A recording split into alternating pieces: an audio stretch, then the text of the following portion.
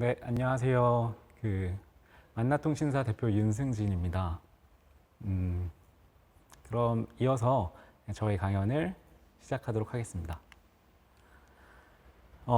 일단 만나통신사에 대한 소개를 하기 이전에 저희가 여기 오신 분들은 라이브 커머스가 관심 있어서 오신 분들이니까 그 주제에 대해서 제 성심성의껏 이 자리에서 발표를 하도록 하겠습니다. 참고로 저는 이제 전문 강사가 아니기 때문에 전달력이 좀 약할 수도 있습니다. 하지만 제가 이 자리에 섰을 때는 여기에 참여하신 그리고 저에게 시간을 내주신 많은 분들께 저의 진심을 다해서 제가 아는 사항을 전달한다고 생각하고 이야기를 하도록 하겠습니다.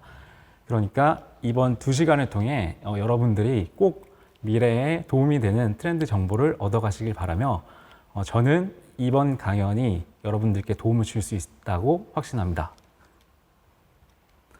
그럼 지금부터 중국으로 저와 함께 비즈니스 학습 여행을 떠나도록 하겠습니다. 중국의 라이브 커머스 시장이 오늘의 주제입니다. 이 주제에 대해서 말하기 전에 제가 한번 질문을 해보고 싶어요.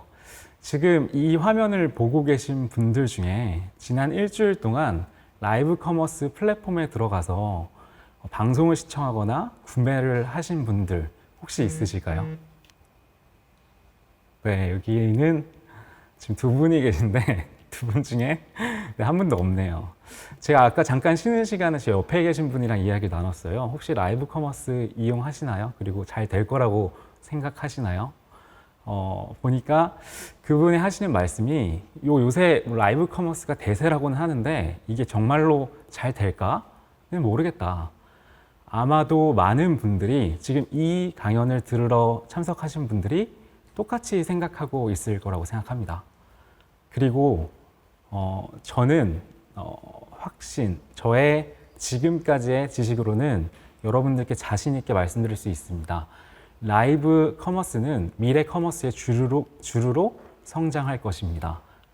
왜냐하면 제가 그 미래를 바로 중국에서 봤거든요.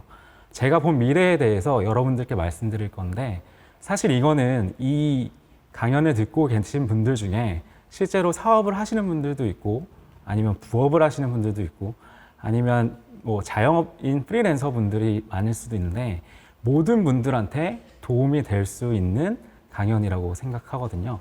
그래서 끝까지 잘 들어주시기 바랍니다. 왜 중국일까요? 저의 이웃인 중국 라이브 커머스를 찾아보시면 아마 기사에서 라이브 커머스의 원조가 중국이다 라는 글을 많이 보셨을 거예요. 근데 저는 사실 원조가 중국인지는 잘 모르겠습니다. 사실은 5년 전부터 라이브 커머스를 한국에서도 하고자 했으면 할 수 있었거든요. 그런데 중국이 이렇게 부각되는 이유는 아마 중국만의 특수성이 있기 때문인 것 같아요. 제가 라이브 커머스를 이야기하기 전에 한 가지 여러분들께 재밌는 이야기를 하나 해드리려고 합니다. 2016년이었어요. 지금으로부터 4년 전. 알리바바라는 이커머스 기업, 여러분도 마윈이 설립한 타오바오라는 거를 한번 들어보셨을 텐데 이 알리바바라는 이커머스 기업이 오프라인의 유통 마켓, 이 허마센성이라는 거를 오픈합니다. 그리고 중국의 유통 혁신을 가지고 오겠다. 이것이 바로 신유통이다 라고 말하며 온라인과 오프라인이 연결된 이런 새로운 비즈니스 모델을 가지고 왔죠. 당시 이 비즈니스 모델, 이 브랜드는 굉장히 센세이션했습니다. 뭐가 센세이션했나? 제가 모바일로 신선식품들을 주문을 하는데 이 마트의 3km 반경에 있는 집에 30분 내에 배송이 가능하다고 말했습니다. 30분 배송. 사실 지금 우리나라에서도 쉽지 않은 일이죠. 근데 이거를 4년 전에 그렇게 이야기했습니다. 그리고 지금 4년이 흐른 지금은 어떻게 됐을까요? 이 허마센성이라는 마트는 2020년 8월 기준 전국의 214개 매장으로 확장되었고 이 마트가 들어간 부근의 집값이 올라간다는 허세권. 왜 집값이 올라갈까요? 사람들이 30분 안에 내가 원하는 물건들, 신선식품 마트에서 파는 것들을 받을 수 있기 때문이죠. 그래서 허세권이라는 말이 생기면서 이것이 엄청나게 성장하고 있는 상황입니다. 또한 허마센정만 그랬을까요? 허마센정이 하니까 기존의 오프라인 마트의 강자였던 우리나라 치면 이마트라고 부를 수 있는 용회이마트 혹은 배달을 하던 배달 플랫폼 메이트한, 으얼러마 약간 이런 유통업체들이 모두가 30분 배송을 부르짖으면서 여러분의 오프라인 공간에 있는 모든 재화들을 당신네 집으로 30분 안에 배송해 주겠다라고 하고 서비스를 진행했습니다. 그렇게 되다 보니까 여기 보시는 바와 같이 중국에서의 삶이 굉장히 편리해졌습니다. 근데 이 편리함은 아마 살아보신 분들은 감이 오지 않을 거예요. 사실 저희도 새벽 배송이라는 게 굉장히 센세이션했죠. 처음 나왔을 때 제가 주문을 한 물건이 보통은 이틀에 걸쳐서 왔는데 새벽에 저희 집 앞에 왔을 때 그 놀라움 아마 많은 분들이 느끼셨을 것 같아요. 그런데 이것이 30분 배송이 되면은 내가 원하는 물건이 그것도 신선식품이 30분 안에 저희 집으로 배달이 된다. 이런 생활권이 펼쳐진다. 그러면 이건 전혀 다른 이야기가 됩니다. 삶의 질이 굉장히 빠르게 변화하고 라이프 스타일이 바뀌게 돼요. 단순한 편리함을 넘어서 전혀 다른 세상이 펼쳐지고 제가 2016년에 이 베이징에서 이것을 경험을 했는데 이 허마센정이 생기고 난 후로 저는 밖을 잘 안 나가고 오프라인에서 물건을 사는 일이 없어졌습니다. 이런 식으로 중국에서의 혁신이 단순한 편리함을 넘어 전 사람들의 삶을 바꿔가고 있는 것들이 지금 중국에서 펼쳐지고 있는데요. 그런데 이게 바로 3일 전 기사입니다. 우리나라에서도 새벽 배송도 늦다. 이제는 요기요나 배달의 민족 혹은 롯데마트 이런 곳들이 30분 안에 배송하는 초고속 퀵 배송을 전쟁을 하겠다고 선포를 했죠. 이것이 바로 제가 4년 전에 중국에서 봤던 것들이 한국에서 실현되고 있는 모습들입니다. 그렇습니다. 요즘은 플랫폼의 시대죠. 누군가가 따라가면 다들 따라갑니다. 그것이 돈이 되든 안 되든 일단 자본을 때려받고 사람들에게 편리성을 준 다음에 습관을 만든 후에 그것이 실패할 수도 있어요. 그런데 그렇게 자본을 통해서 성장을 하고 결국에는 그걸 통해서 이윤을 내는 구조로 누구가 가면 다들 따라가는 구조인데요. 우리나라에서는 뭐 중국의 공유 자전거가 망했다고 다들 알고 계시죠. 하지만 지금 중국에 가보면 그 공유 자전거들 그대로 있습니다. 어떻게 된 걸까요? 여러분이 알고 있는 오포나 모바이크 같은 공유 자전거 1세대 업체들은 망했지만 그 업체들을 인수해서 띠띠나 알리 이런 업체들이 공유 자전거 서비스를 제공을 하고 있거든요. 사실 이 공유 경제 서비스가 처음 나왔을 때만 해도 사람들은 이거 잘 안 될 거라고 했습니다. 중국이라는 특수성 혹은 여러 가지 제약 조건들 때문에 이게 될 리가 없다라고 말을 했었죠. 그런데 지금 2020년 우리나라에서도 이 공유 자전거와 비슷하지만 이것보다 개량된 공유 킥보드를 여러분의 삶 속에서 볼 수가 있습니다. 제가 이걸 통해 말씀드리고자 하는 게 뭐냐. 저는 요즘 굉장히 놀라움을 많이 느낍니다. 그 놀라움은 제가 4년 전에 중국에서 살면서 느꼈던 그 편리함들 혹은 그때 느꼈던 신선함들이 지금 한국에서 2020년에 벌어지고 있다는 사실에 굉장히 놀라움을 느끼죠. 그런데 이 얘기를 왜 했냐? 사실 지금 말씀드리려는 라이브 커머스도 유사한 모습을 보이기 때문입니다. 본격적으로 라이브 커머스 이야기를 해드리겠습니다. 중국의 라이브 커머스는 지금으로부터 4년 전, 2016년에 벌써 4년 전에 먼저 시작이 됐습니다.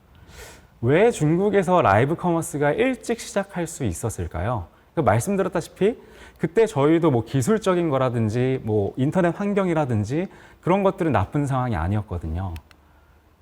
그런데 중국이 먼저 시작할 수 있었던 이유는 여러분도 잘 알고 계시듯이 인구가 깡패죠.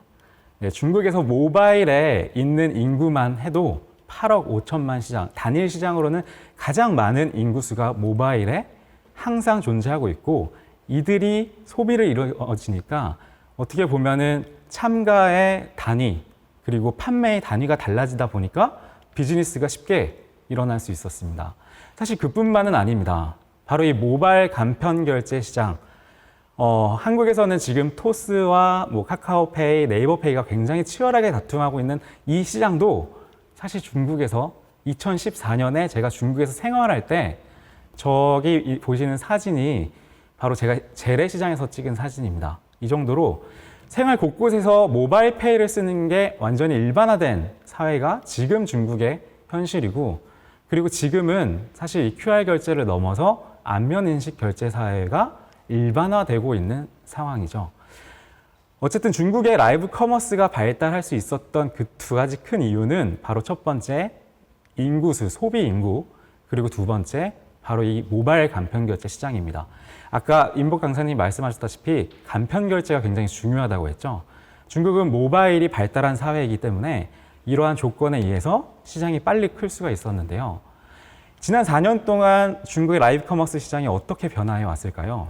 일단 그 스타트를 찍은 것은 바로 타오바오였습니다.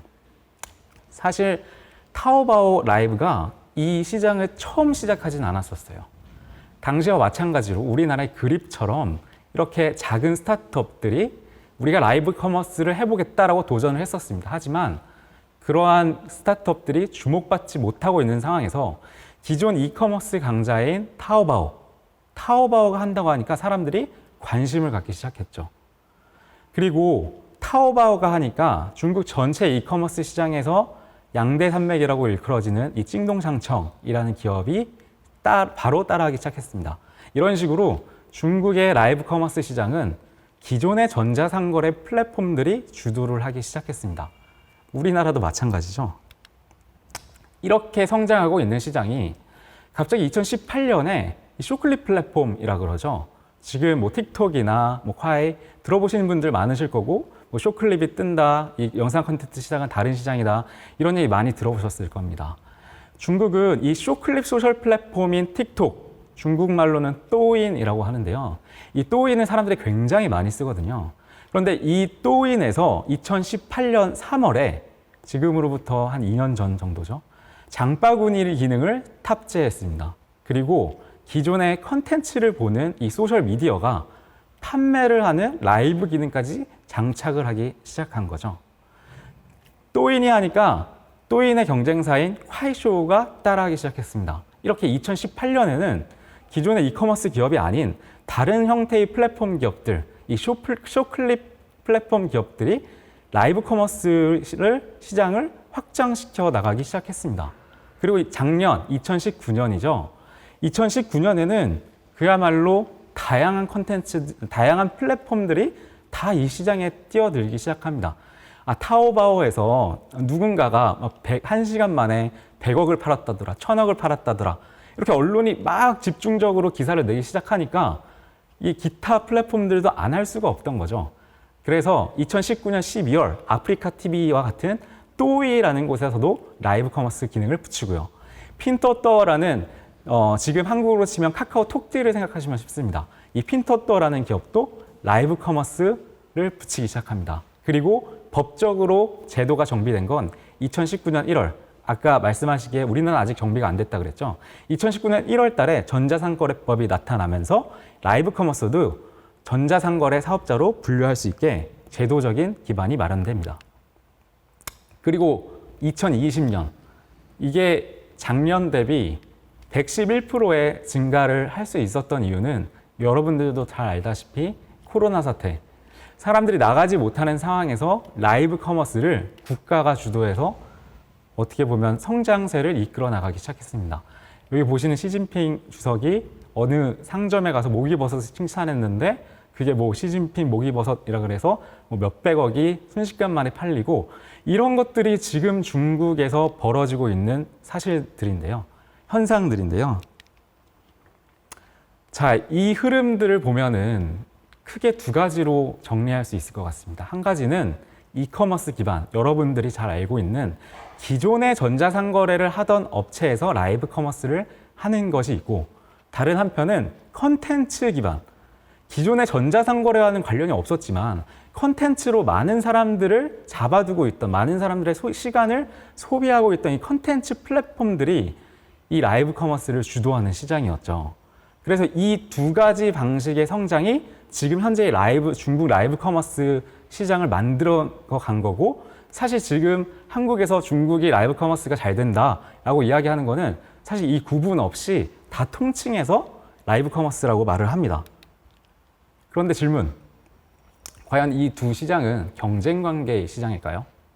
이 질문은 소비자의 입장에서 한번 보면, 이커머스, 제가 이 두 가지를 라이브 커머스라고 사람들이 일반적으로 생각한다고 보지만 사실은 화면도 보시면은 사실 비슷하죠. 오른쪽에 있는 게 또인이고 왼쪽에 있는 게 알리바바거든요. 뭐 중간중간에 발표하는 사람한테 별풍선을 날리거나 대화할 수 있는 창이라든가 이렇게 선물하기나 배송 주문 이런 시스템적인 차이점은 거의 없습니다. 이 화면 자체만으로. 고객이 이 화면 자체를 맞닥뜨리는 것은 똑같지만 사실 이 두 가지는 전혀 다른 시장이라고 보입니다. 왜냐? 고객 입장에서 지금 이 라이브 커머스를 접속하는 방식이 전혀 다르거든요. 앞서 말씀드렸던 이커머스 기반의 플랫폼들은 1세대 라이브 커머스라고 부를 수 있을 것 같습니다. 이런 플랫폼들은 목적형 구매, 계획적인 구매에 의해서 구매가 이루어집니다. 제가 갑자기 뭐 바지가 없어요. 바지가 찢어져갖고, 그럼 바지를 사야겠다. 그럼 타오바오에 들어가서 바지를 보다가 즈보, 그러니까 라이브 커머스로 하면은 할인권도 줄 텐데 거기 한번 가서 봐볼까? 이런 구매로 이루어지죠. 그런데 컨텐츠 기반의 구매는 어떻게 이루어지나? 제가 원래 틱톡을 많이 하던 사람입니다. 틱톡은 뭐 하신 분도 있으시겠지만 쉽게 말씀드리면 일단 유튜브로 설명을 드릴게요. 유튜브를 컨텐츠를 보기 위해서 제가 유튜브를 1시간 동안 하루에도 보는 사람이거든요. 그런데 제가 유튜브를 보다가 유튜브에서 어떤 드라마를 봤는데 그 드라마의 주인공이 입고 있는 옷이 너무 관심이 가는 건데 갑자기 그 드라마가 이 사람 옷 여기서 살 수 있어요? 이 가격입니다. 하고 뻥 띄워줍니다. 그러면 저는 이 가격이면 살만한데? 하고 별로 생각 없이 그냥 뭐 한 2만 원, 3만 원 정도면 우리 집에 배송되겠지 하고 버튼을 누르면은 저희 집으로 배송이 됩니다. 그 말은 즉 충동 구매 형식이라는 건데요. 이렇게 고객이 이 플랫폼들을 이용하는 이용 패턴들을 자세히 살펴보면 이 두 가지 플랫폼에서 보여지는 라이브 커머스는 전혀 다른 형태라고 보여집니다. 그런데 저는 이 두 번째, 2세대 컨텐츠 기반의 라이브 커머스 플랫폼이 저희 미래를 이끌어 나갈 주류 트렌드로 나아갈 수 있다고 바라봅니다. 1세대 라이브 커머스 시장을 한번 봐볼까요? 타오바오 라이브 커머스의 UI입니다. 제가 즈보를 이용하기 위해서 아까 말씀드린 것처럼 타오바오를 열고 타오바오의 다양한 메뉴 속에 즈보라는 라이브 커머스를 누르면 보시는 바와 같이 여러 가지 화면이 나오고 제가 밑으로 내려보다가 여기서 뭐 립스틱을 파네? 하면 립스틱 보러 가야지 하고 들어가게 되죠. 그런데 이러한 라이브 커머스 시장이 어떻게 성장해 왔나를 보면 바로 이 왕홍이라고 부르는 인플루언서들, 그리고 이 인플루언서들을 키우는 MCM 회사들이 주도적으로 이 시장을 키워왔습니다. 그러다 보니까 여러분들이 보통 기사에서 접하는 중국에서 몇백억을 팔았다라는 거는 사실 중국의 대인플루언서 중인 리자치나 웨이야, 약간 이런 사람들이 판매하는 것들이 뭐 10분 안에 몇백억을 팔았다라는 것들이 기사화되는 것들입니다. 실제로 이러한 이런 왕홍들은 타오바오에서는 리자치 같은 립스틱 오빠라고 불리는 이분은 타오바오 팬만 3천만, 그리고 틱톡 팬은 4천만이거든요. 4천만이 동시간대에 이 파는 라이브 방송을 보는데 그런 매출이 안 나면은 사실 좀 이상한 거죠. 그리고 웨이야라는 이 판매 여왕으로 불리는 이분은 심지어 로켓도 판매를 합니다. 얼마 전에 있었던 2020년에 있었던 일인데요. 로켓을 판매해서 실제로 라이브 커머스에서 판매를 성공을 했어요. 이런 식으로 왕홍들이, 인플루언서들이, 유명한 사람들이 타오바오 플랫폼, 이커머스 플랫폼들이 밀어주는 광고에 의해서 부동산도 팔고 여행 상품도 팔고 지금 뭐 안 파는, 우리가 상상하는 그 모든 것을 라이브로 팔고 있죠. 그런데 이 시장의 문제점이 뭐냐? 바로 제가 방금 말씀드렸던 그 두 사람과 그리고 몇몇 시진핑 주석, 그리고 어떤 CEO, 이런 사람들이 주도를 하는 시장이라는 거죠. 사실 이런 분들이 크게 되면서 MCM 회사들도, 인플루언서들을 관리하는 회사들도 그동안 수익 구조를 찾지 못했었는데 이 플랫폼을 통해서 수익 구조를 찾게 됐어요. 왜냐하면 이게 팔리거든요. 실제로 팔리니까 그 수수료로 먹고 사는 겁니다. 하지만 문제가 뭐냐? 이 두 사람은 되게 대단한데 그 나머지 왕홍들, 인기가 조금 떨어지는 왕홍들은 그 판매의 갭이 엄청나게 차이가 난다는 거죠. 왜냐하면 소비자 입장에서는 동시간대에 라이브 커머스 방송을 여러 개를 볼 수가 없거든요. 한 개만 보게 되거든요. 그러면 제가 그 한 개를 보지 다른 사람에 가서 하진 않잖아요. 이러다 보니까 지금 기사거리는 됩니다. 분명히 리자치가 방송을 하면 한 달에 뭐 3,500억을 팔고 2,380억을 파는 건 사실이거든요. 그러니까 라이브 커머스가 뜬다라고 기사를 뜨기만 하면 사람들이 모이게 되죠. 모이면 광고가 되면 사람들이 둘러보게 되죠. 그래서 들어가 보면은 저도 사게 되죠. 이런 구조로 어떻게 보면 1세대 라이브 커머스 시장이 굴러왔습니다. 그래서 제가 여러분들께 말씀드리는 게 뭐냐. 지금 우리나라에서 티몬이 라이브 커머스에서 얼마를 팔았다. 뭐 롯데몬이 얼마를 팔았다. 그 기사들 왜 성공했다. 왜 나올까요? 바로 여러분들을 끌어들이기 위함이죠. 그런데 여기에 계신 분들 중에 하루에 쇼핑을 위해서 이 플랫폼에 들어가서 계속 쇼핑을 보시는 분들이 과연 얼마나 될까요? 그리고 라이브 커머스가 할인 쿠폰을 주지 않으면 여러분들은 과연 구매를 할까요? 생각해 보시면 과연 이 장밋빛 미래의 이면에 있는 것들을 어떻게 해결해 날 것인가에 따라서 이 1세대 라이브 플랫폼들이, 전자상거래 플랫폼들이 주도해 나가는 시장은 그 한계가 보일 수 있다는 거죠. 마찬가지로 상단 노출이 중요합니다. 말씀드린 대로 스타 인플루언서들이 이 시장을 다 먹고 있는 시장이거든요. 그래서 지금 라이브 커머스를 준비하시는 분들, 한번 해볼까 하시는 분들은 중요한 게 빨리 들어가서, 아직 하지 않은 곳이 있다면 빨리 들어가서 우리 이 상품 좋으니까 나를 스타를 만들어 달라. 그리고 내가 스타가 되면은 그럼 게임 끝입니다. 게임 끝으로 저는 계속 잘 팔립니다. 하지만 이게 이미 형성된 시장에서는 2등, 3등, 4등, 그리고 100등에 들어온 사람은 잘 안 팔릴 수가 있다는 거죠. 이렇게 성장의 한계가 극명합니다. 1세대 라이브 커머스의 이 두 왕홍들은 그래서 지금 어떻게 됐을까요? 여전히 잘 팔고 있습니다. 왜냐하면 지금 코로나 때문에 때마침 이 라이브 커머스에 대한 관심이 집중되어 있고, 그리고 이분들은 시간이 금이잖아요. 사실 내가 하루 종일 라이브 커머스를 할 수 있는 것도 아니고 몇 개 제품들을 선택을 해야 되는데, 이 라이브 커머스의 왕홍들은 정말 이윤율이 좋거나 아니면 직접 자기가 리자치 립스틱을 공장에서 ODM 방식으로 만들어서 똑같은 시간에 낼 수 있는 수익률을 극대화시키고자 하죠. 그러면 이 자리에 중소기업의 사장님들이 혹은 이 뭐 탑급이 아닌 브랜드들이 끼어들 자리가 있을까요? 재밌는 게 한국에서 중국의 많은 성공 사례들을 어떻게 보면 알려주지만 실패 사례들은 잘 알려주지 않는데, 실제로 중국에서 왕홍을 데리고 라이브 커머스를 진행한 사람들 중에 팬이 130만 명이나 되는 사람이 판매율이 1%가 안 되더라 라는 기사들은 잘 보이지 않는 것 같습니다. 물론 그런 기사를 낼 필요가 없죠. 지금은 잘 된다고만 해서 사람들을 모으는 게 중요하니까요. 그런데 제가 이 두 시장은 전혀 다른 시장이라고 말씀드렸는데, 이 두 번째 나온 컨텐츠 기반의 라이브 커머스 시장, 여기는 주목해 볼 만할 필요가 있다고 생각했습니다. 보시는 이 UI는 틱톡, 중국의 틱톡인 또인에서 한국 화장품, 한국 제품을 팔고 있는 사람입니다. 그런데 이 사람은 한중 부부거든요. 처음에 틱톡을 어떻게 시작했냐? 재미로 올렸죠. 이 사람은 스토리를 가지고 꽁트를 찹니다. 그래서 저희 시어머니가 한국 사람인데 같이 세 명이서 사는 이야기들을 매일매일 재밌게 이렇게 냈던 거예요. 그럼 중국 사람들은 한국 사람의 실제 생활이 되게 궁금하잖아요. 그래서 이 사람을 관注하기 시작했습니다. 그래서 이 사람이 지금 팬 수가 700만 정도가 되는 팬을 가지고 있는데요. 이 사람이 요즘 저녁마다 11시에 라이브 커머스 방송을 합니다.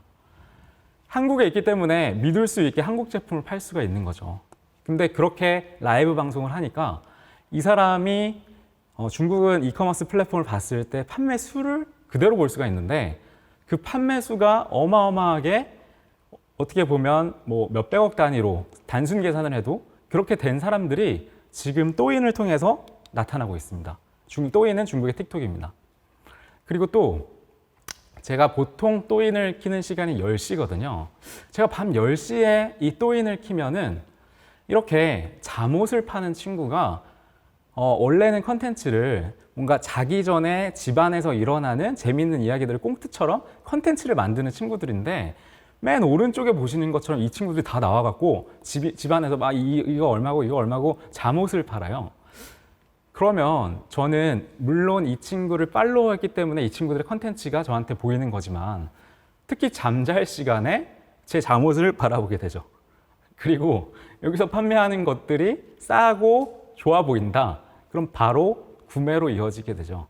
이런 식으로 또인, 중국의 틱톡 컨텐츠를 보다가 구매로 이어지는 경향들, 이러한 경향들이 늘어나고 있고 이것은 말씀드린 대로 목적형 구매가 아니라 충동성 구매입니다. 이 두 가지를 놓고 비교해 보면 첫 페이지가 이렇습니다. 라이브 커머스의 왼쪽은 이런 식으로 타오바오 첫 페이지에 즈보를 선택해 들어간다면 쇼클립, 지금 중국의 틱톡은 제가 키자마자 영상을 보게 되고 영상을 넘기기 위해 하나 둘 넘겼을 때 우연하게 들어가는 저에게 추천되어지는 라이브 커머스를 보다가 이거 갑자기 필요한데? 라는 생각이 들어서 구매가 이루어지게 되는 이런 플로어죠. 여기서 잠깐 아직도 틱톡이 좀 익숙하지 않으신 분들이 있을 것 같아서 좀 틱톡을 안 사용해 본 분들을 위해서 말씀드리자면 틱톡은 여러분이 알고 있는 유튜브 컨텐츠 혹은 SNS 다른 컨텐츠와 보여지는 피드가 전혀 다릅니다. 그건 뭐냐? 랜덤으로 저에게 보여집니다. 틱톡은 15초에서 1분 내외의 컨텐츠로 정말 자극적인 영상으로 이 사람을 끌어들이는 약간 그런 컨텐츠를 갖고 있어서 마약 앱이라고 부르는데 이 컨텐츠, 이 틱톡을 사용하는 사람들이 1시간 동안 이 틱톡을 떠나지 못하는 이유가 바로 이 AI 추천 피드. 제가 오랫동안 영상을 보면 이 AI 알고리즘이 이 사람은 이런 영상의 류를 좋아하는구나 라고 인식을 하고 제가 다음번 영상으로 넘길 때 그 영상을 보여주게 되거든요. 그래서 아마 틱톡을 깔고 해보신 분들 중에 이거 되게 적응이 안 된다 라고 느끼신 분들 많으실 텐데 이게 조금만 적응해볼까 라고 해보면 제가 1시간 동안 그냥 시간을 보내고 있는 저를 너무나 쉽게 발견할 수 있고요. 그리고 이거는 기존의 SNS, 관계 기반의 소셜 네트워크가 아니라 소셜 미디어라 그러는데 스낵컬처입니다. 그러니까 사람들이 놀이와 재미를 위해서 시작하게 된다는 거죠. 유튜브도 처음에 나왔을 때는 사실 컨텐츠가 다양하지 않았죠. 중국의 틱톡은 이미 나온 지 4년, 5년이 넘어가는 시점이기 때문에 우리가 지금 한국의 틱톡을 생각했을 때 생각나는 노래나 춤 이런 것뿐만 아니라 틱톡에서 주식도 보고 틱톡에서 영어 공부도 하고 틱톡에서 정보도 탐색하고 지금 중국의 틱톡은 6억 명이 사용하는 거대한 풀이 되었고 중국 내에서만 그리고 중국에서 가장 강력한 미디어 채널이 돼서 사실 제 중국에 있는 텐센트 TV에 다니는 친구가 하는 말이 재작년이었는데 틱톡이 너무 강력하게 이 광고 시장을 다 먹고 있어서 텐센트, 위챗이 살아남을 길이 없다. 지금 너무 힘들다. 그러면서 틱톡을 되게 대단하다고 올려주더라고요. 이렇게 틱톡은 라이브 커머스에 있어서 충동 구매를 굉장히 조장합니다. 근데 충동 구매가 나쁜 것인가? 한번 생각해 보세요. 어떤 사람은 미래 소비 트렌드 중에 하나로 충동 구매를 이야기합니다. 혹시 여기에서 지난 일주일간 어떤 물건을 구매한 사람 중에 계획적으로 구매한 사람이 있을까요? 많을까요? 아니면 내가 길을 지나가다가 혹은 인터넷 서핑을 하다가 충동적으로 구매한 사람이 많을까요? 사실 요즘 같은 시대 이미 모든 것이 갖춰진 사회에서는 무언가 부족해서 산다기보단 어떻게 보면 내가 필요할 것 같은 거를 추천받아서 충동적으로 사는 경우가 훨씬 많죠. 자신의 구매를 한번 되돌아보면은 아마 그런 걸 쉽게 발견할 수 있을 텐데요. 이런 충동 구매가 발달한 배경은 바로 핀테크의 발전 때문이었죠.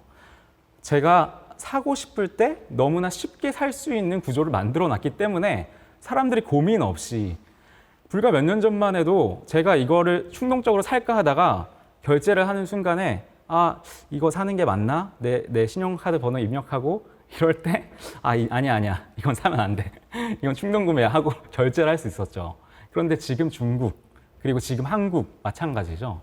핀테크로 버튼 한 번이면은 이게 언제 결제된 거야? 라고 할 정도로 바로 구매가 일어나는 시점. 지금 이게 어떻게 보면 소비 트렌드 중에 주류로 발전하고 있는데 이 충동 구매 경향은 기존의 산업 구조를 재편해 버립니다. 이 말이 무슨 뜻인지 생각해 보면 왜 기존의 산업 구조를 재편하는가? 이 충동 구매는 사람들이 검색을 하지 않아요. 가격 비교를 하지 않아요. 그냥 구매를 해버립니다.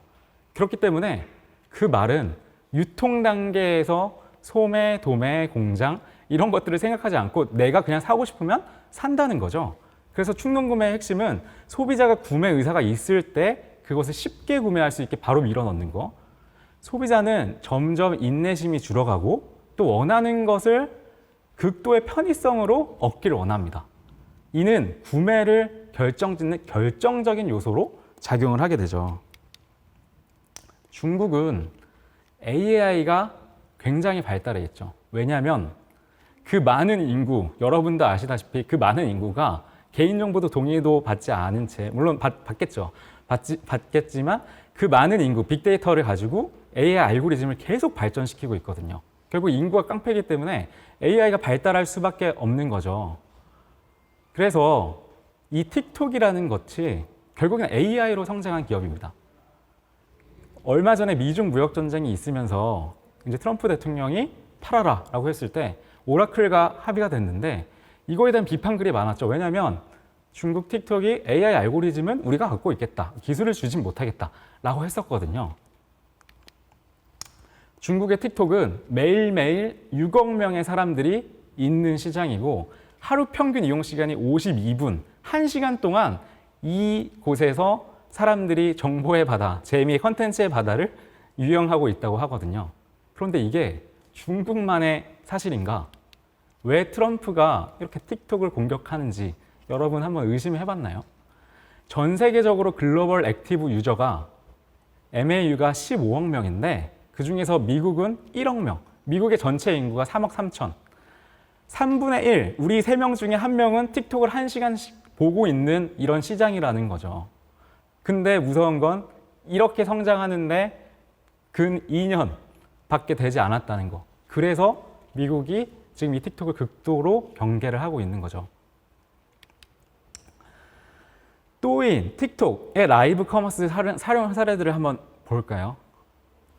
지금 이 사진들을 살펴보시면 어떤 사람은 스튜디오가 없어요. 사람이 나오지도 않아요. 그냥 가게거든요. 그냥 가게에서 라이브를 켜둡니다. 이 사람 왜 켜둘까요? 장사하는 사람이면 노출이 중요하다는 사실은 기본적으로 알고 있죠. 그래서 입지가 중요하고 사람들한테 어떻게 하면은 많은 곳에, 많이 보여지는 곳에 있을까를 고민하게 되는 거죠. 그런데 이 라이브 커머스를 하고 있는 이 사람은 길거리에서 닭을 팔고 있는데 라이브 커머스를 켜고 있습니다. 그러면 이게 오프라인에서 내가 사람들을 만나는 것보다 온라인에서 추천 피드로 인해 만나게 되는 사람도 이 숫자와 다르지 않다는 거죠. 그리고 어떤 사람은 공장에서 일하다 말고 계속 라이브 커머스를 하고 있습니다. 그리고 또 어떤 사람은 매장 한켠에서 라이브 커머스를 하고 있습니다. 여러분, 온라인 시장이 발달하면서 오프라인이 죽을 거라고 말을 하지만 저는 그렇게 보지 않습니다. 바로 이 오프라인과 온라인이 융합되는 디지털 트랜스포메이션을 통해서 오프라인이 다시 살아날 것이고 어떻게 보면 오프라인 공간은 매장이자 길거리에 오프라인에서 사람들을 만나는 매장이자 온라인에서 틱톡을 통해 다양한 사람들을 실질적으로 만날 수 있는 이 창구의 역할을 할 수가 있거든요. 지금 중국은 국민 누구라면 제가 라이브 커머스를 키고 싶을 때 킬 수가 있습니다. 어떤 플랫폼을 통해서? 중국의 틱톡을 통해서.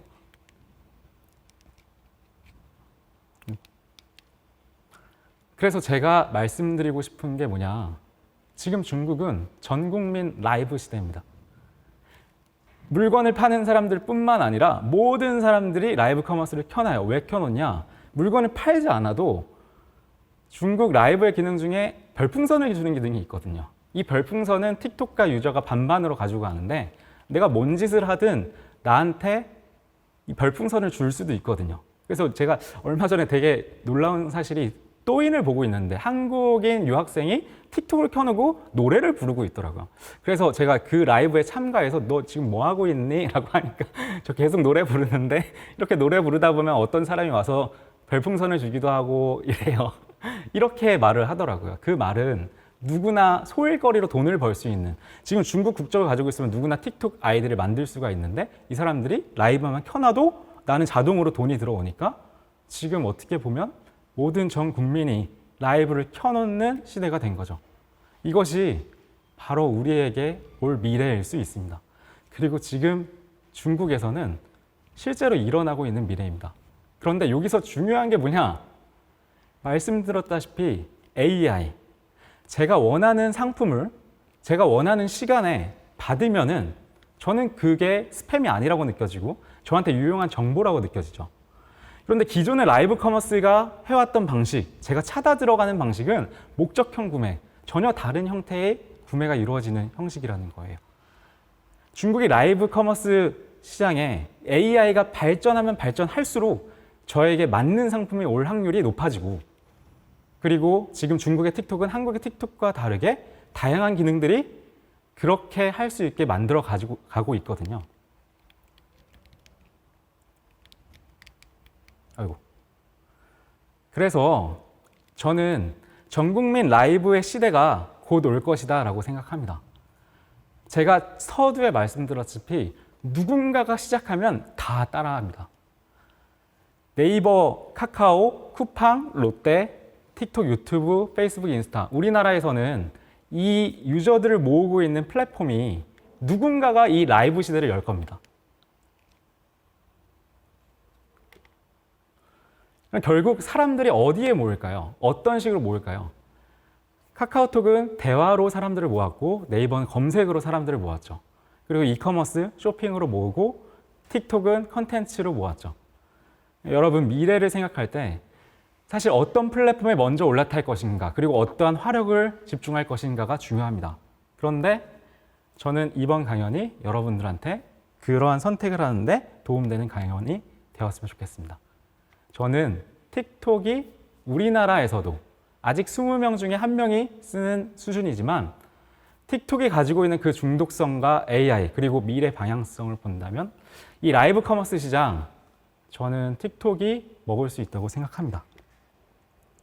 참고로 제가 여러분들께 이 얘기를 한 이유, 팁을 하나 드리자면 중국의 또인, 틱톡, 또인과 이 글로벌 틱톡은 계정이 달라요. 그래서 제가 글로벌 틱톡에서 중국의 또인의 컨텐츠를 보지 못해요. 호환이 안 되는 거죠. 중국은 중국이 사실 중국만 이렇게 컨텐츠가, 생각해 보세요. 전 세계에서 라이브로 무언가가 이루어진다면 중국 정부가 여기에서 뭐 일어나고 있는 뭐 시위나 이런 것들을 과연 막을 수가 있을까요? 그런 정치적인 이유로 막아놨는데 이것은 오히려 그 사실을 알고 있는 저희에게는 팁입니다.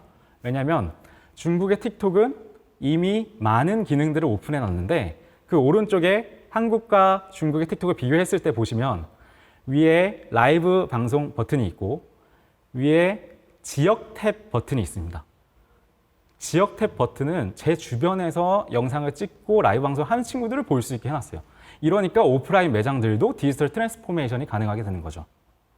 그런데 이러한 차이점들 때문에 한 글로벌 틱톡이 중국에서 이미 성공되고 검증된 사례를 따라갈 것이라고 생각합니다. 라이브 커머스, 이 이름 참 잘 지은 것 같죠? 라이브 커머스 준비해야 될까요? 라이브에 이미 생생한, 살아있는 이라는 뜻이죠. 그 반대말은 죽어있는 커머스겠죠. 살아있는 커머스에서 하시겠어요? 아니면 죽어있는 커머스에서 하시겠어요? 저는 살아있는 커머스의 시대가 올 거라고 확신합니다. 모두가 라이브를 하는 시대, 이 시대를 준비해서 여러분들만 알고 계시다가 컨텐츠 준비하시고 팬 모으시고 좋은 플랫폼, 뜰 것 같은 플랫폼에 먼저 들어가서 준비하시면 저는 이게 돈이 된다고 생각합니다. 이상 만나통신사였습니다. 감사합니다.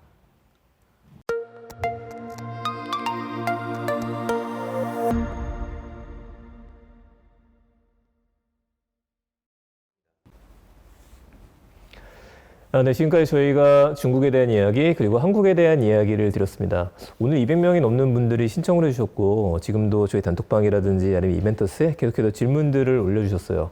이야기가 길어지다 보니까 저희가 조금 늦어지게 됐고요. 한 10분 정도만 질의응답하고 간단한 이야기를 드리려고 합니다. 먼저 질문 올라온 내용들이 몇 가지가 있어서 이 중에 하나를 보면서 저희가 스몰 토크를 바로 진행을 해도 될 것 같아요. 네.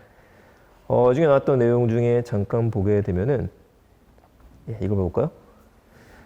라이브 커머스의 여러 채널 중에서 가장 경쟁력 있는 채널, 현재 미래 어떻고 어떤 방향으로 전개가 될까요? 라고 이야기를 하는데 아마 이 질문 같은 경우에 여러 채널이라고 하는 건 아까 제가 우리나라 국내 기업을 얘기했었을 때 이야기였었던 것 같습니다. 근데 이거를 좀 크게 한번 봐서 이야기를 한번 해볼게요. 지금 대표님 생각하시기에는 네. 라이브 커머스 중국도 그렇고 일단 중국부터 보게 되면은 네. 지금 있는 채널 중에서 제일 크게 성장 동력을 가진 곳은 어떤 곳이라고 생각하세요? 아무래도 가능성을 보면은 저는 틱톡. 틱톡이다. 예, 가능성을 틱톡. 보면은 틱톡이다. 예, 그렇게 보고. 네네. 근데 사실 지금은 타오바오 커머스, 라이브 네. 커머스, 기존의 이커머스 강자가 훨씬 시장 규모, 어떻게 보면 시장 버너라 그러죠. 중국말로. 번호. 시장 규모를 많이 차지하고 있는 상황이죠. 그리고 앞으로 분명히 이 시장도 한 2, 3년간은 성장할 거라고 봅니다. 하지만 아직까지의 탑은 중국에서는 타오바오인 거죠, 그러면 라이브 커머스에서도 그쵸. 절대 네. 강자로 봐도 되겠네요. 네, 맞습니다. 점유율을 봤었을 때는 그러면 타오바오가 한 90이라고 치게 되면은 10 정도가 틱톡이라고 봐야 되나요? 아니, 아니면 그렇진 않고요. 네네. 지금 한 60 정도로 보시면 돼요. 60 정도. 예. 그럼 틱톡이 차지하는 비율은 어느 정도 되는 거예요? 지금 거의 한 40. 그러니까 정확하게는 사실 틱톡은 라이브 커머스를 시작한 지가 얼마 안 된 시점인데 네네. 이 시장이 급격하게 늘어나면서 네. 타오바오에 있던 왕홍들이나 MCM들이 다 틱톡으로 좀 넘어오고 있는. 틱톡으로 넘어오고 있는. 예. 왜냐면 말씀드린 대로 네. 타오바오 라이브는 한두 업체에 집중이 되게 되거든요. 네. 이런 한계점들을 극복하지 못한 상황들이 어떻게 보면 또인이나 틱톡으로 넘어가고 있는 상황이라고 보시면 되죠. 아무래도 지금 방송 보시는 분도 그렇고 저도 그렇고 우리나라에서 틱톡이 아직까지 그렇게 이슈화가 되고 있지는 않아요. 네. 틱톡 같은 경우에 이슈가 보면은 제일 처음에는 네. 귀찮다는 분들도 많으셨었거든요. 유튜브에 광고를 워낙에 많이 하다 보니까 넘기다 보면은 춤추는 영상만 나오고 네. 요새 이슈가 됐던 거는 이제 지코의 따라하기 그런 네네. 것 때문에 이슈가 됐는데 네. 중국도 비슷하지 않을까라는 생각이 좀 들긴 합니다. 네. 어떤 얘기냐면은 네. 우리 MZ 세대를 이야기를 하지만 네. 중국에서도 그러면은 틱톡으로 구매를 하는 비율이 나이대가 네. 20대, 30대가 더 많고 네. 그 위는 흡수하지 않는 게 아닐까라는 생각이 잠깐 들기는 해요. 네. 혹시 어떤가요, 그쪽은요? 처음에 시작할 때 똑같이 그랬거든요. 지금은 저희 장모님이 네. 중국 장모님이 네. 매일 틱톡을 하세요. 참고로 이제 중국 분이세요, 장모님이요? 예. 매일 틱톡을 하세요. 그러니까 지금은 아까 말씀드렸다시피 6억 명이 이게 DAU거든요. 네네. 매일매일 6억 명이 그 시장에서 놀고 있다. 네. 확실히 그런 것 같습니다. 그러니까 저희도 지금 유튜브를 보시는 연령층 높으신 분들이 훨씬 좀 많아진 것 같아요. 그렇죠. 그러다 보니까 이쪽 전환도 쉽게 이루어질 수 있다라고 봐야겠네요. 네, 그러니까 재미가 그렇죠. 있고 물건도 살 수 있다. 같고요. 거기다가 컨텐츠가 다양해지거든요. 네네. 많은 사람들이 들어오면은 유튜브도 마찬가지였죠. 지금처럼 크기 전에는 초기에는 뭐 먹방이라든지 여러 인상 깊은 네. 컨텐츠가 뜨다가 지금 모든 네. 것들이 다 들어왔듯이 틱톡도 그런 식으로 성장을 했던 거를 봐왔고 네네. 지금 한국은 틱톡은 다행히도 이걸 뭔가 하기에 네네. 너무 좋은 시점이라고 저는 봐요. 그래서 아까 말씀하신 질문이 어떤 채널이 가장 경쟁력 있게 될까? 저는 사실 지금 뜨고 있다는 롯데온과 뭐 그립 이런 네네. 데들이 잘 모르겠습니다. 네, 저희 아직 잘 모르는 건 맞는 것 같아요. 네, 그러니까 잘 틱톡은 모릅니다. 일단 중국에서는 계속 성장을 하고 있고 네, 우리나라에선 다행이라고 말씀하시는 이유는 아직 아무도 잘 제대로 뛰어들지 않았고 커머스 시장이 안 열렸기 때문에 지금부터 준비하면 되는 게 아닌가 그렇게 좀 생각이 들어요. 네, 맞습니다. 네. 저는 그렇게 생각해요. 네. 이제 제가 네. 좀 이야기를 하자면은 네. 저는 국내에 있는 라이브 커머스 채널 중에서는 계속 영향력이 있고 현재 주목할 만한 곳은 사실 계속 얘기 들어서 눈치챘겠지만 네이버라고 생각을 합니다. 네이버는 정말 모든 거를 쉽게 다 가지고 있는 곳인 것 같아요. 네. 원래 있었던 것들을 모아놓기만 했는데 엄청난 상품이 나왔거든요. 네. 그래서 어쩌면은 지금까지 카카오한테 모바일 시장을 많이 뺏겼다라고 한다면 네이버 쇼핑 라이브라는 걸로 모바일로 좀 터닝해서 땡겨올 수 있는 그 시점을 갖고 있는 게 아닌가 싶긴 하더라고요. 맞습니다. 저도 동의합니다. 제가 라이브 커머스의 성공 어떻게 보면 요인 네네. 두 가지만 말하자면 네, 어떻게 보면 얼마나 많은 사람들이 이곳에 놀고 있는가. 그렇죠. 그리고 저는 한 가지를 더 보는 게 사실 AI거든요. AI 쪽. 이 많은 선택지 중에 얼마나 나에게 원하는 것을 네, 딱딱 줄 수 있느냐. 근데 말씀하신 대로 네이버는 이미 많은 우리나라의 풀을 갖고 있는 상황인데 네, 여기서 AI로 붙이는가 아니면 뭐 기존의 커머스가 해왔던 방식으로 붙이는가에 따라서 저는 네. 시장은 바뀌어질 거라고 생각하는데 음, 지금 사실 한국은 틱톡을 이야기하기는 어렵죠. 그렇죠. 예, 저는 될 거라고 클 거라고 보는 거고 안 클 수도 있습니다. 한국만의 특수성 때문에 네네. 그게 정말 초등학교 친구들만 갖고 노는 위험한 앱이다라는 인식이 돌면 안 하겠지만 뭐 어쨌든 저는 여러 가지를 잘 주시하고 있다가 선택을 하고 집중을 할 필요가 있다. 네. 그렇죠. 저희가 두 가지 입장을 얘기 드릴 수밖에 없는 게 이제 판매를 생각하시는 분들이 있으실 거고 아니면 이제 이런 사업을 기획하셔야 되는 입장에 계시는 분들이 있을 거예요. 뭐가 잘 된다고 하면은 여러분들 계시는 분들 중에 아마 쇼핑 채널에 계시는 분도 계실 텐데 분명히 위에서 이슈 떨어졌을 겁니다. 라이브 커머스 빨리 준비를 해봐. 근데 뭘 준비해야 되는지 고민되시는 분들이 계시기 때문에 이런 이야기를 드리고 있습니다. 네. 근데 의외로 카카오톡이 승부수를 던질 수 있다고 봐요. 네. 왜냐면 카카오는 채널을 갖고 있잖아요. 그쵸. 카카오톡 채널 친구를 이만큼을 모아놨단 말이죠. 네. 예를 들어 저희 채널도 추가하신 분들이 1,500명, 3,000명 된다고 했었을 때 네. 그러면 저는 이분들한테 알람톡을 쏠 수가 있잖아요. 네. 알람을 쏴서 네. 지금부터 라이브를 시작합니다라고 얘기를 하고 그럼 그분들을 초대를 해서 라이브 키는 것들을 모두가 보고서 채팅을 하고 결제까지 갈 수 있게 네. 사실은 그걸 만드는 게 어려운 일은 아닐 거거든요. 그런 시도는 많이 있었었고요. 그래서 사람들을 어떻게 불러 모으는가에서 인공지능도 마찬가지지만 네이버 클로바, 카카오 아이 엄청 성장하지 않았습니까? 네. 그 두 개를 봤을 때는 국내 시장에서는 두 개 회사가 꽤 많이 섞어는 할 것 같아요. 네. 다만 빠져 있는 거는 사람들이 광장에 왔다가 놀게 만들어야 되는데 네. 와야 되는 이유를 줘야 되는데 네. 이유를 줄 수 있는 게 틱톡만큼 강력한 게 없는 거죠 아직까지는요. 그렇죠. 이 부분을 어떻게 좀 해결할 수 있지 않을까 네. 그 생각을 했습니다. 네. 그래서 이제 다음에 질문이 나왔었던 내용이 네. 이 질문이 좀 나왔었어요. 서비스 기획자가 관련해서 플랫폼에서 생각해야 되는 것들. 사실 저희들이 지금 나눴던 이야기가 같이 들어가야 되지 않나 싶기도 합니다.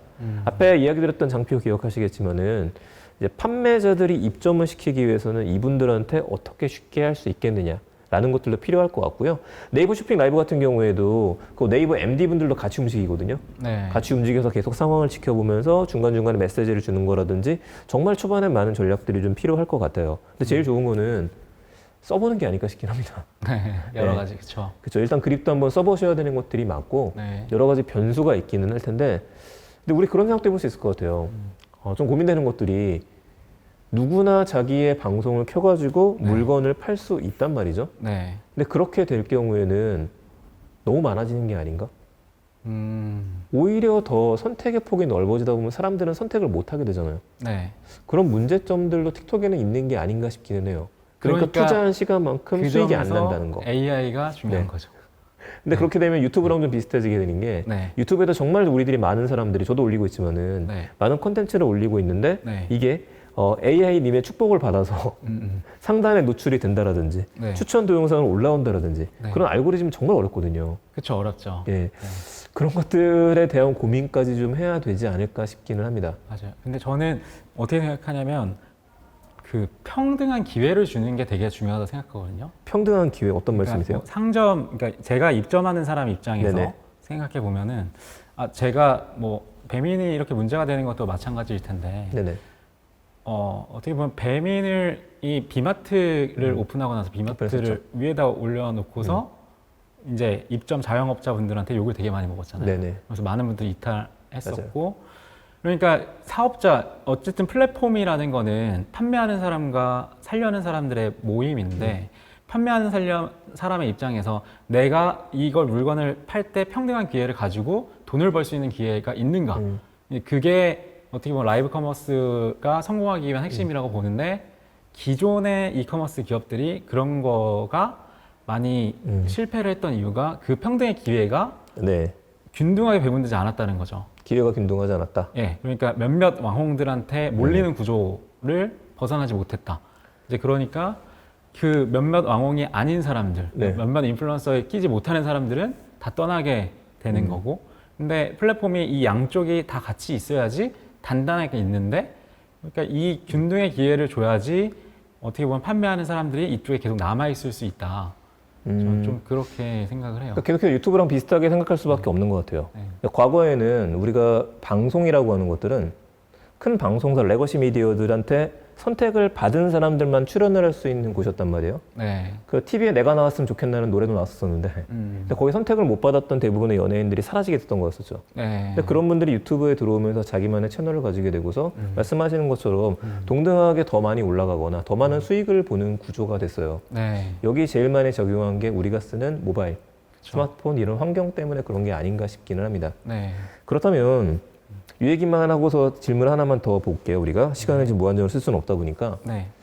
저희가 준비해야 될 거는 그 부분이 아닌가 싶기는 한데 이게 어떤 방향으로 튈지 모르거든요. 네. 이제 판매자 입장이라든지 혹은 자기가 물건을 판매하고 싶거나 호스트가 되시는 분들이라고 한다면은 여기서 계속 나오는 건 몇 년부터 계속 나왔던 영향력에 대한 얘기가 나올 수밖에 없을 것 같아요. 네. 이 영향력이라고 하는 것들을 지금 좀 어떻게 키워나가야 될 거냐. 네. 예를 들어 틱톡에서 지금 판매를 당장 할 수 없다라면은 틱톡에서 카테고리를 정해서 뭐 계속해서 늘려나가는 거죠. 그렇죠. 나에 대해 좋아하는 사람들 늘려나가거나 그런 쪽으로. 거죠. 네. 근데 그렇게 되기에는 또 지금 인플루언서가 되신 분들이 너무 많단 말이죠. 이미 많죠. 예. 네. 그래서 그런 특색 있는 것들, 기획 있는 것들을 같이 준비해야 되지 않을까 생각하기도 합니다. 네.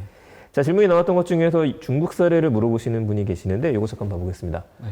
제품이 아닌 영화나 드라마, 웹드라마 같은 콘텐츠도 라이브 커머스로 판매가 가능할까요? 중국의 사례가 있을까요? 라는 질문이 나왔는데 영화나 드라마에서 판매하는 경우가 있나요? 라이브 커머스로 판매가 가능한가? 저는 이 틱톡이라는 플랫폼 중국의 또인을 보면은 네네. 사실 뭐 특정 서비스나 상품에 국한되다고 보지 않거든요. 그러니까 미디어예요. 네. 미디어라는 건 즉 모든 상품과 서비스를 네네. 홍보하고 알릴 수 있다. 네. 근데 틱톡이 잘한 거는 그러니까 중국의 모바일이 사실은 앞서갈 수밖에 없는 환경을 가지고 있는데 네네. 잘한 거는 그러니까 그 기능들을 하나하나 보면은 이거는 지금 한국의 틱톡에는 적용되지 않은 기능이에요. 근데 중국의 틱톡은 뭐가 있냐면 이게 뭐 별풍선, 그렇죠. 수익을 낼 수 있는 구조, 이미 있었었죠. 예, 그런 것들을 너무 잘 마련해 놓은 거죠. 그리고 수익을 낼 수 있는 방법도 되게 여러 가지예요. 예를 들면 누가 방장이 돼서 실시간으로 참여해서 이야기를 네네. 하다가 뭐 게임을 하다가 돈을 받기도 하고 그래서 이런 구조들을 되게 잘 만들어놔서 저는 아까 그 서비스 기획자 분이라고 하신 분한테도 말씀을 드리고 싶은 거는 지금 중국의 모바일 플랫폼이 상당히 앞서 있어요. 그러니까 뭐 앞서 있다고 말하면 제가 뭐 사대주의 같아서 말이 조심스럽지만 하여튼 기능들을 참고할 필요가 있습니다. 그래서 그런 게 좀 중요한 것 같다. 그래서 방금 말씀하신 것도 저는 할 수 있다고 봅니다. 예. 라이브 일단은 커머스를 파는 게. 모바일에 대한 얘기는 그 중국이 저희보다 앞서 있는 건 맞는데 저희 항상 그런 얘기를 하거든요. 근데 굉장히 많은 부분에서 우린 이미 다 따라잡았어요. 그건 네. 하나는 있고요. 네. 굉장히 그런 거 잘 따라잡으니까 우린. 네. 두 번째는 이 이야기는 그렇게 이야기 드릴 수 있을 것 같아요. 그 라이브 커머스로 판매가 가능할까라는 질문보단 그 질문인 것 같습니다. 드라마보다 영화 보다가 지금 나오는 제품 바로 살 수 있나요? 사실은 지금 아이치가 이렇게 되어 있지 않나요? 네, 그렇죠. 예. 네. 그 TV에 나오는 것들 만약에 한국 드라마가 하고 있는데 한국 드라마 주인공이 나온 제품이 있으면은요, 그거를 클릭하게 되면은 바로 구매까지 넘어가는 것들은 이미 구현이 어느 정도 되어져 있어요. 네. 근데 이게 이제 어떤 식으로 라이브까지 연결이 되냐인데 우리가 지금 보는 라이브 커머스라는 거는 호스트가 있고 그 호스트가 한정된 시간 내에 판매하는 걸 이야기하기 때문에 약간은 다른 게 아닌가 싶기는 합니다. 네. 네. 자, 오늘 마지막 질문 하나만 보고서 마지막 질문만 하나 보고서 좀 마무리를 지어야 될 것 같습니다. 네. 제가 이제 한정된 시간이 있어 원래 30분에 끝내드리기로 했었으니까요. 네. 마지막 이야기만 좀 드리도록 할게요. 네. 이건 약간 좀 어려울 수도 있을 것 같은데 라이브 커머스 홈쇼핑에서 가장 익숙한 게 최저가, 라이브 방송 특가인데 특가를 제외하고 콘텐츠만으로도 승부를 볼 수 있을까요? 어려운데요, 이건. 어렵죠. 네네. 네. 사실 지금 대부분의 중국에 있는 라이브 커머스들도 특가라는 게 있기 때문에 사람들 많이 끌어당기잖아요. 네. 근데 이게 빠지고서 좋은 콘텐츠만으로 승부를 보는 게 네. 가능할까요? 불가능하다고 봅니다. 제가 그렇기 때문에 사실 타오바오 라이브가 안 되는 이유가 거기에 네네. 있다고 생각하는 거예요. 이게 어쩔 수 없어요. 네. 저희가 사람들을 소위 보게 만들려면은 지속적으로 보게 만들려면 아까 중간중간에 쿠폰 들어가는 거 보셨죠? MD가 붙어갖고 지금 1시간 정도 볼 때 쿠폰이 들어가고 더 유지하게 되면 쿠폰이 들어가고 공유하는 쿠폰이 들어가야 되는데 사실 이런 것들이 다 금액에 해당하게 됩니다. 대신 이 부분에 대해서 말씀하시는 건 아마도 야, 금액을 내리게 되면은 결국 출혈 경쟁 아니냐 이 고민 때문에 그러신 것 같아요. 그래서 이 부분이랑 아까 전에 질문이 나왔던 거랑 하나 더 있어갖고 같이 이야기 드리자면 네. 일단 국내 시장에서는 어떻게 돼 있냐면은 입점 수수료에 대한 것들이 지금 대부분 없는 구조로 좀 가고 있고요. 그리고 판매 수수료 위주로 좀 가고 있어요. 판매 수수료 위주라는 게 물건을 판매했었을 때 하나밖에 안 팔리면 하나 팔리는 거에서 퍼센티지를 내면 되고 많이 팔리면 많이 팔리는 거에 대해서 퍼센티지를 내면 돼요. 이게 한 가지가 있고 근데 이게 좀 괜찮냐 왜 라이브 커머스가 아까 홈쇼핑하고의 차이점 때문에 그렇습니다. 정규 방송에 들어가게 되면 홈쇼핑 입장에서도 수수료를 내야 되는 것들이 있기 때문에 들어갈 때 수수료가 비싸요. 그래서 그거에 없는 상태라고 한다면은 여기 어차피 광고비 들어가는 것들을 물건 가격을 깎아주는 걸로 들어가는 걸로 다시 생각에 전환을 하기 때문에 그래서 저가 상품이 준비가 되는 게 가능한 게 아닌가 그 생각이 좀 들기는 해요. 근데 중국 같은 경우에도 수수료가 있잖아요. 네, 있죠. 대략적으로 어느 정도인지 좀 마무리하면서 이야기할 수 있을까요? 평균 20%로 보고요. 네. 근데 이게 뭐 왕홍을 쓰느냐 안 쓰느냐에 따라 다르고 네네. 뭐 예를 들어 왕홍을 쓰는 데는 평균 20% 정도다. 네, 왕홍을 쓰는 데는 평균적으로 왕홍을 쓰는 광고비를 내고 네. 그리고 수수료 판매에 따른 수수료를 따로 받고 그냥 이런 구조로 되어 있거든요. 네네.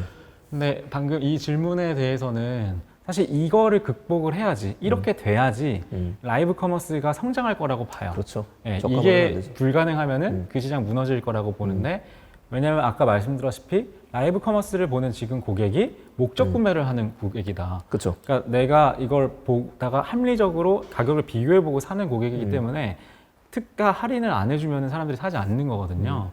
그래서 제가 봤을 때는 이거를 극복을 해야지 라이브 네. 커머스가 잘 될 것이다 라고 생각합니다. 충분히 가능성이 있다고 봅니다. 예를 들어 이거 생각하시면 될 것 같아요. 오늘 이제 방송 끝나고 집에 가시면서 회에다가 소주 한잔 하고 싶으신데 구매를 하고 싶은 거예요. 근데 마침 집 근처에 있는 횟집에서 딱 갖다 놓은 다음에 지금부터 썬다고 이야기를 하는 겁니다. 가격 할인은 안 들어가요. 대신 여러분들이 그걸 신청하게 되면 집에 가면서 받아갈 수 있는 거죠. 왜? 믿을 수 있으니까요. 혹은 제가 요즘에 책상을 알아보고 있는데 책상이 홈쇼핑에 나왔었을 때는 막 설명을 해주는데 제가 원하는 포인트가 안 나오잖아요. 네. 근데 이거를 옆으로 돌려본다라든지 그런 것들을 충분히 설명을 들을 수 있다라면은 그거는 라이브의 장점을 살릴 수 있지 않을까 그 생각도 한번 해보게 됩니다. 사실 저희가 이런 얘기를 이렇게 드릴 수밖에 없는 이유가 다시 이야기하지만 이제 시작이에요 우리나라가요. 그래서 앞으로 어떻게 더 성장하게 될지에 대해서는 저희들이 이야기했던 것들을 바탕으로 해서 함께 좀 보면서 관심을 가져야 될 때가 아닌가 싶습니다. 가장 좋은 건 일상 속에서 IT를 발견하는 거니까요. 네, 대표님 다시 한번 감사드리고요. 네, 감사합니다. 오늘 함께 이야기 드렸던 시간들이 여러분들의 일상 속에서 IT를 더하는 시간이 되셨으면 좋겠습니다. 오늘 방송 같은 경우에는 끝나고 나서 한 2주 정도 뒤에 드림플러스 유튜브 채널하고 그리고 세컨브레인 연구소 유튜브 채널 그쪽에서 같이 보실 수 있고요. 오늘 댓글에서 다 답변 못 드린 내용들은 아까 전에 이야기 드렸었던 오픈 채팅방을 통해서 다시 한번 이야기 드릴 수 있도록 하겠습니다. 네, 그럼 바쁘신 와중에 시청해 주셔서 감사합니다. 다음 달에 더 재밌는 내용으로 찾아뵙겠습니다. 감사합니다. 감사합니다.